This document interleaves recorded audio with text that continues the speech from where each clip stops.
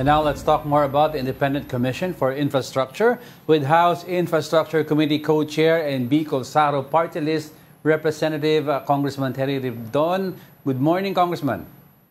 Good morning. Thank you for having me. All right, let's get it. Let's start already. No, you expressed kong yung concerns niyo po over Mayor Benjamin Magalong. Ano pong specific statements niya before na nakikita niyo na might be biased towards the investigation? Well, syempre, alam po niyo, over the course of the weeks and months that had gone by, marami siyang mga binanggit. Una, meron siyang binanggit ng mga 67 lawmaker contractors. No? Dapat, well, he has the platform in the ICI para pangalanan po yun. Pangalawa, tinawag niya na meron po nga mga lawmakers na nagre-receive po ng 30 to 40% kickbacks. No? So magandang pangalanan din po niya yun. Panghuli, yung pong integrity po ng amin pong komite, which is supposed to work with the ICI, hinurakan din po niya over the course of the weeks. Noong una, tinawag niya kami mga kriminal. Tinawag niya kami nagpamaang-maangan.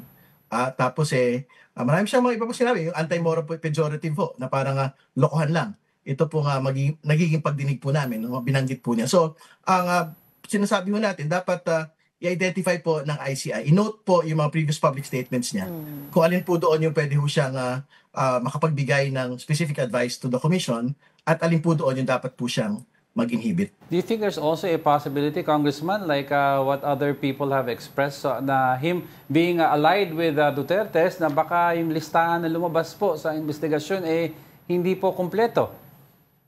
Well, ayaw naman ho natin pangunahan, yung pong ICI dito. Pero ibig sabihin, very important lang po talaga for them to be able to review. And syempre, for Mayor Magalong din po to basically disclose to the Commission, alin po dito yung baka magkaroon po ng semblance of a bias or non-neutrality. No? So, kasi very important po talaga, I think the red line for the ICI is talaga to preserve its integrity para ho paniwalaan din po siya talaga ng atin pong mga kababayan. Right, but speaking of ICI, Kong, its members are already complete, no? Kanina po nasabi na-announce ni President Bongbong Marcos yung magiging chairperson nito. Siya po ay si retired Supreme Court Justice Andres Reyes. Any thoughts on that po dito sa mga appointees? Ano po talaga, the President had made excellent choices for the members of the committee.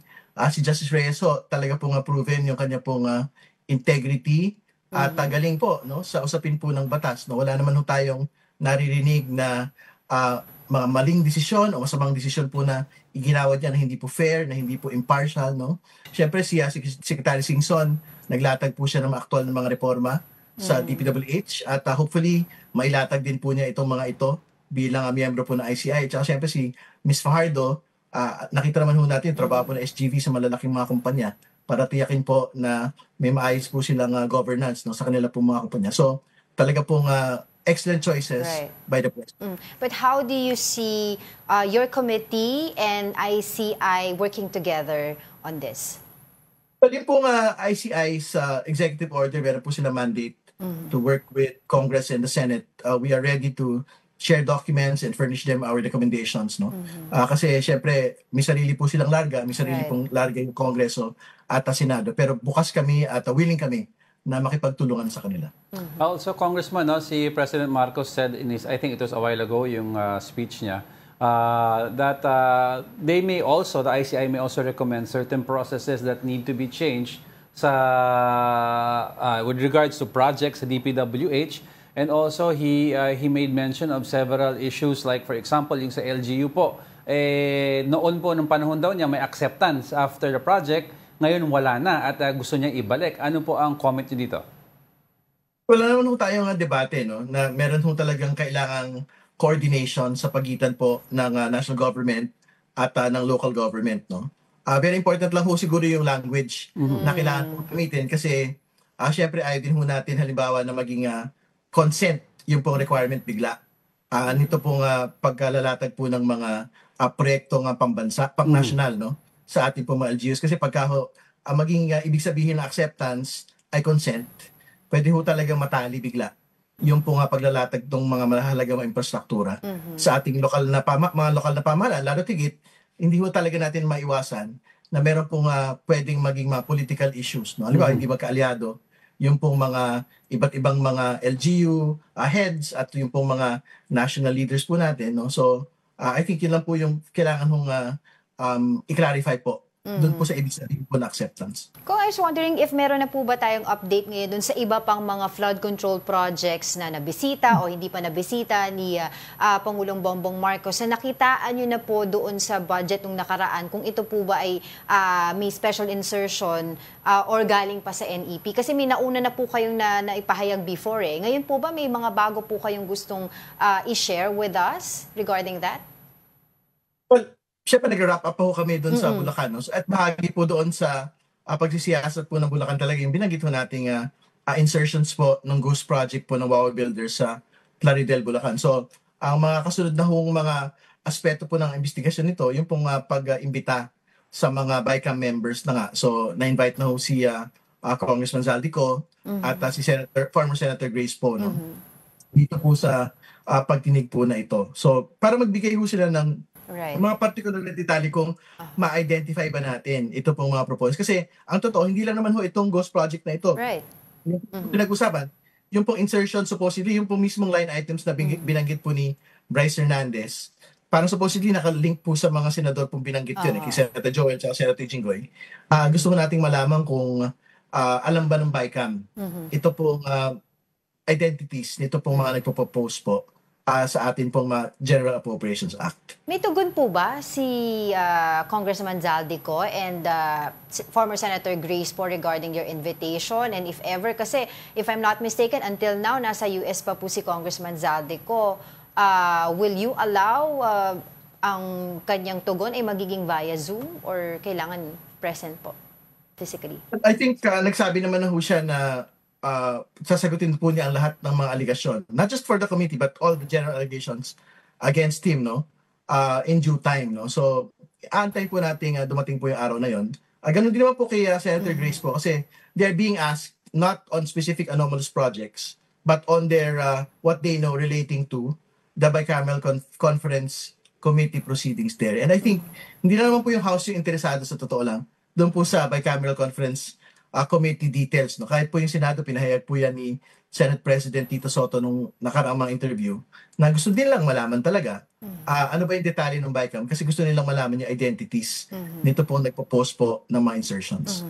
Yan, Congressman, gusto ko lang klaruhin, no? Kasi yung preference po ni President Marcos on the 2026 budget with regards to flood control projects, wag muna lagyan daw ng pondo.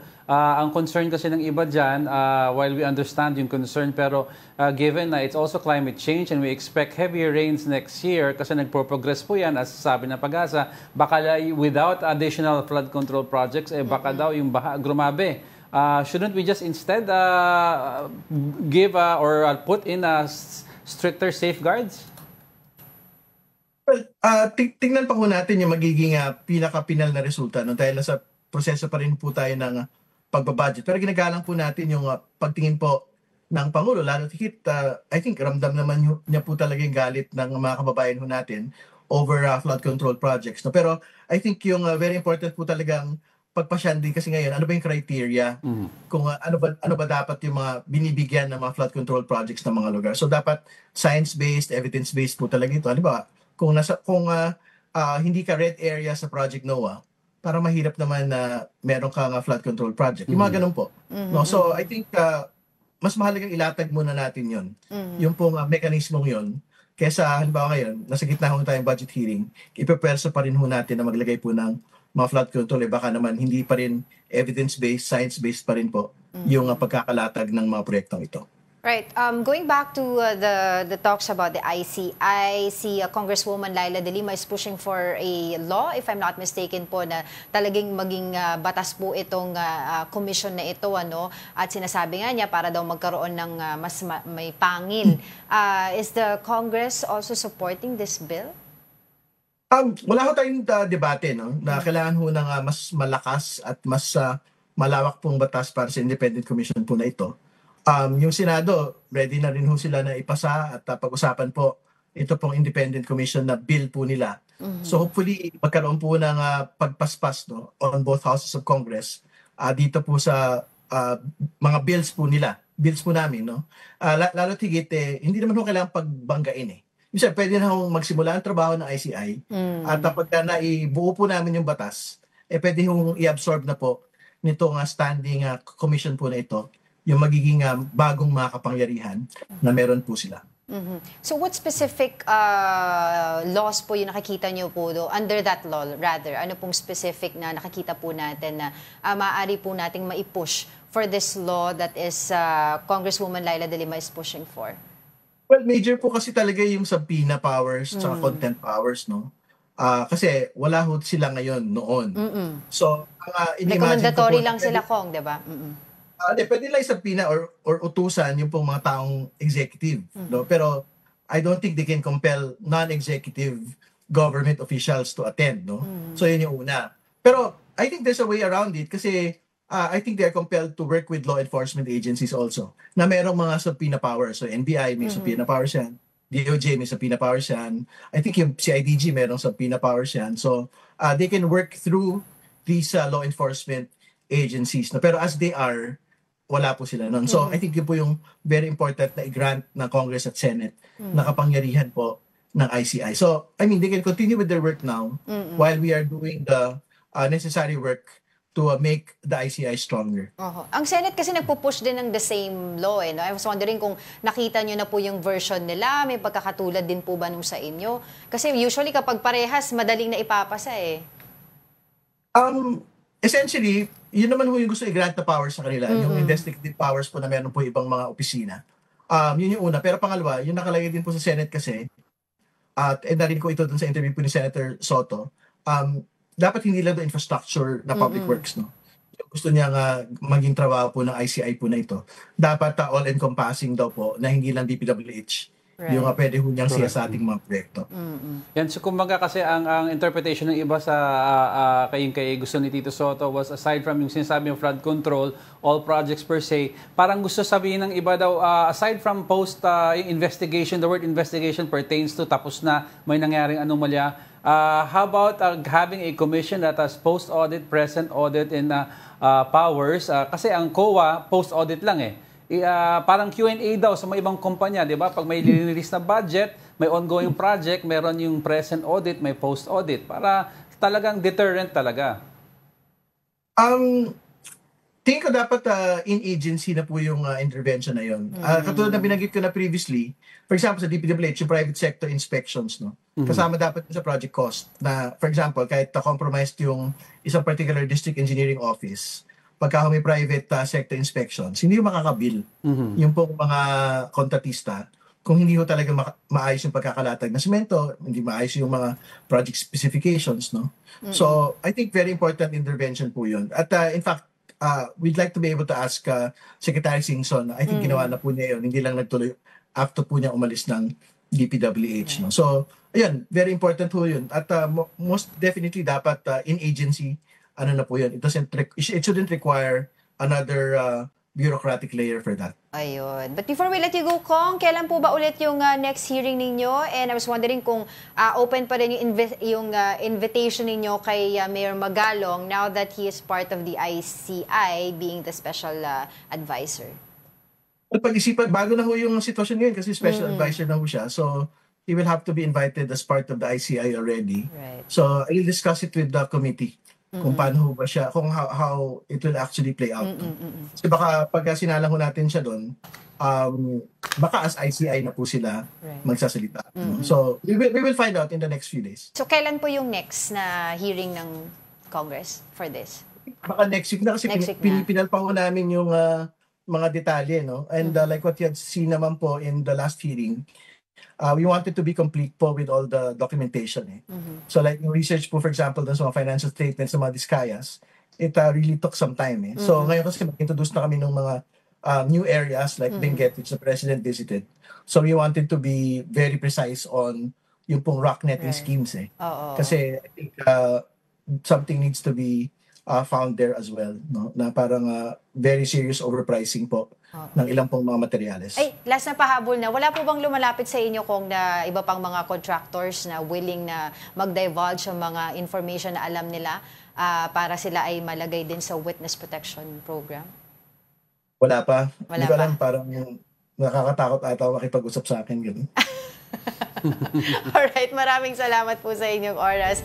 House Infrastructure Committee Co-Chair and Bicol Sara Party List Representative Terry Ridon. Maraming salamat. Ganda umaga.